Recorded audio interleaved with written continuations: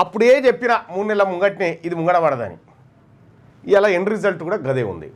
ఇలా క్యాబినెట్ భేటీలో ఈ కార్యక్రమం ఇంకా దీనికి ఉపశమనంగా ఏం చెప్తాడు, మనకు 3 పిల్లల నిబంధన ఎత్తేసి అవకాశాలు పెంచడం, ఇదో కార్యక్రమం చెప్తున్నాను. వీళ్ళు చెప్పుకోవడానికి మిగిలిన గివి. సో క్యాబినెట్ భేటీ ఏం చేయబోతా ఉంది, న్యాయ నిపుణుల కమిటీ వేసారు కదా 42% రిజర్వేషన్ మీద. వాళ్ళు ఏం చెప్పారు, ఒకటి 9th షెడ్యూల్లో పెట్టడం మినహా ఇంకొక ఆప్షన్ లేదు. 9th షెడ్యూల్ ఒకటే శ్రీరామ రక్ష. ఆ 9th షెడ్యూల్లో పెట్టే ప్రక్రియను ఈయన ఎప్పుడు ప్రారంభించలేదు రేవంత్ రెడ్డి. ఆ దిశగా పోరాటమే చేయలేదు. ఎందుకంటే ఇది ఫెయిల్ కావాలని మనసులో ఉంటుంది కదా. ఆ రెడ్డి భావజాలం ఉండి, అగ్రవర్ణ భావజాలం ఉండి, బీసీలకు ఎట్టి పరిస్థితుల్లో రిజర్వేషన్లు దక్కొద్దని రాంగ్ రూట్ ఎంచుకున్నాడు అన్నట్టు. పోరాటం చేసి ఎందుకంటే అది కూలిపోయడానికి చేసినట్టుగానే పోరాటం చేయాల్సింది రైట్ రూట్లో పోవాల్సిందే. ఆ రైట్ రూట్లో పోలే.